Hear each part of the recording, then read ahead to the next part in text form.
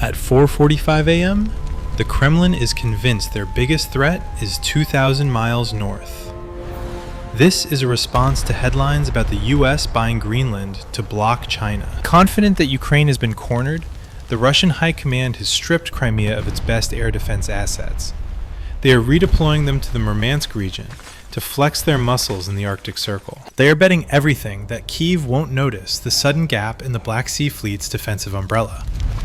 But they are wrong. NATO electronic intelligence aircraft orbiting the Black Sea picked up the radio silence immediately. A short and brutal encrypted signal was sent to Kyiv. The door is open. 20 miles off the Crimean coast, Ukraine answers that silence with a ghost. A single Magura 55C drone is slicing through the swells. But this isn't a standard suicide run. Inside its hull are 4 Queen Hornet FPV drones, controlled by fiber-optic cables. They are moving silently to strike the heart of the Russian naval drone base in Crimea. Meanwhile, the Russian guards are still looking north. The Arctic distraction opened the door, but the Magura 55C still has to deliver its payload. At 4:30 a.m., the Magura 55C was launched 400 meters away, navigating solely by inertial guidance to maintain radio silence. 6-foot swells hide the drone, but they also batter the hull, threatening to swamp the electronics. For the operator in Odessa, it's a white-knuckle marathon to keep the Ghost on track against heavy currents. Stealth at sea is a myth when facing a Russian Nebo-M coastal radar complex. This beast can track a hypersonic missile at 250 miles. Technically, the Magura 55C is too small and too low to register, but the rough sea state and the drone's weight create a distinctive anomaly. A digital scratch appears on the radar operator's screen.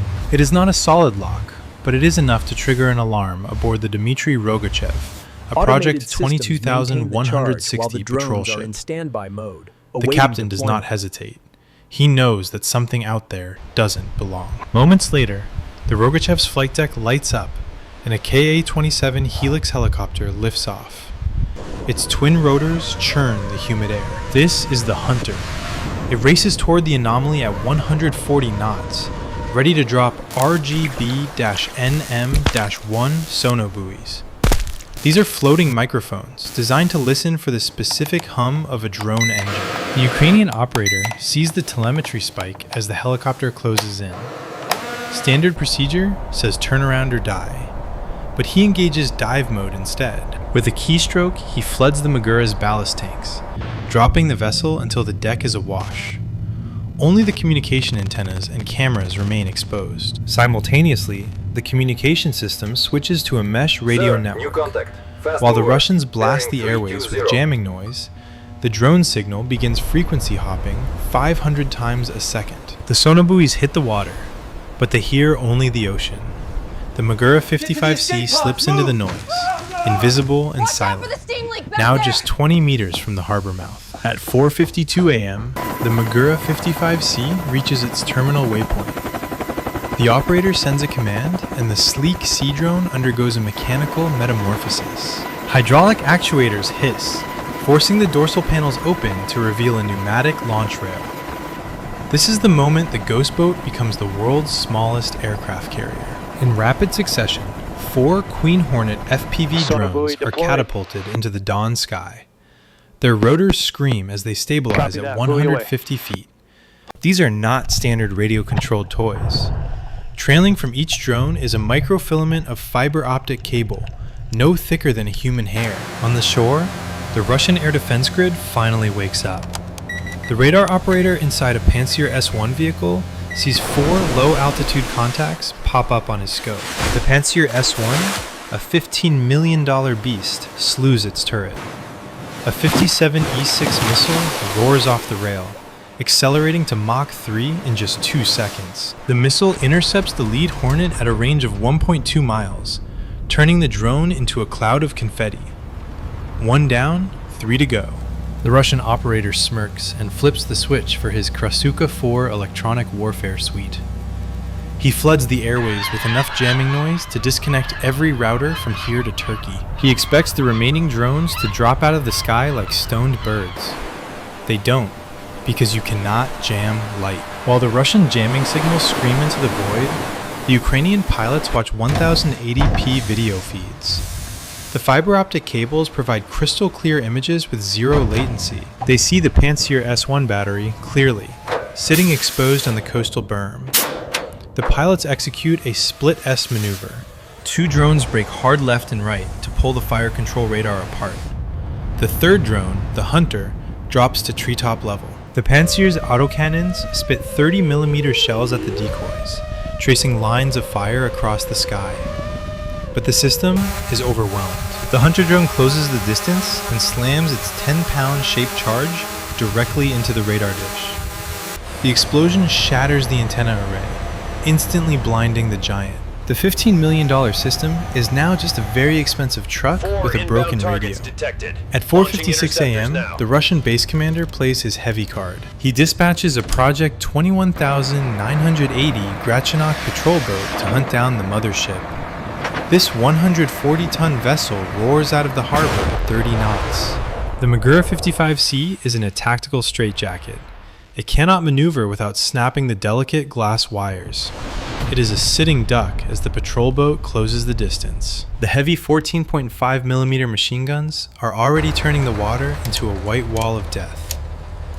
The Ukrainian operator faces a choice: save the boat or sacrifice a pawn to save the queen. He chooses the latter, diverting drone number 3 to intercept the interceptor. The engagement becomes a mismatch of physics. Russian gunners are trying to hit a target the size of a dinner plate, moving at 90 miles per hour on high seas. It is a task equivalent to shooting a hummingbird with a jackhammer. Drone 3 ignores the suppression fire and executes a vertical dive directly at the Grachanok's bridge. The impact is surgical. The shaped charge detonates against the reinforced glass of the command deck. It doesn't sink the ship, but the blast concusses the crew and shreds the navigation consoles. The patrol boat swerves violently, its rudder jammed and its crew incapacitated. The heavy cavalry has been neutralized by a flying plastic toy. At 4:58 a.m., the Russian command center reaches a breaking point. With their radar blind and patrol boat crippled, they authorize a scorched earth solution. From the Jankoy airfield, an Iskander-M tactical ballistic missile roars into the stratosphere. This weapon, designed to level city blocks, is being deployed to hunt a single fiberglass boat. The $3 million missile slams into the Magura's last coordinates at Mach 6. A geyser of seawater erupts 200 feet into the air, shocking the ocean floor. But the strike is a spectacular failure. The Magura 55C had already drifted miles away from the impact zone. Inside the base, the situation devolves into absolute anarchy. The Russian EW officers have cranked their jammers to maximum output. They are creating an electromagnetic storm so intense, it is likely microwaving their own lunch. On any other day, this would cause every drone to drop out of the sky. But today, the laws of physics are wearing a Ukrainian jersey. The fiber-optic cables act as a hardline tunnel through the interference. The operator in Odessa is watching a high-definition live stream of Russian incompetence. Through the drone's lens, the panic is visceral. Naval infantry are spraying AK-12 tracer fire into the air in a desperate curtain of lead. But hitting a maneuvering FPV drone with a rifle is like catching a fly with chopsticks during an earthquake. The remaining drones weave through the tracers and dive toward the main complex. The operator ignores the scattering soldiers. He is hunting bigger game. The camera zooms in on the primary target, a reinforced concrete hangar at the end of the pier. Its blast doors were carelessly left open during the morning scramble. This is the Nest, the storage and maintenance facility for Russia's own attack drones. Inside, the operator spots stacks of high-explosive warheads sitting next to aviation fuel drums. The Russians have unknowingly packed their own powder keg. The lead drone aligns its vector and threads the needle through the open doors at 60 miles per hour. At 4:59 a.m., the feed from the lead drone stabilizes for its final run. The hangar looms large, a cavernous mouth of concrete and steel. Russian guards scramble over crates in a desperate stampede for the exits. One officer stands frozen, staring directly into the camera as his life ends in a pixelated blur. The operator narrows his focus to the cluster of 400-pound warheads intended for Lancet drones. It is a target so volatile that a single spark will be biblical. The drone screams over the threshold, dropping to 5 feet above the floor. The distance counters on the screen plummet. 200 yards, 100 yards, 50 yards. The details become hyper-real. The markings on the crates and the terrified eyes of a mechanic.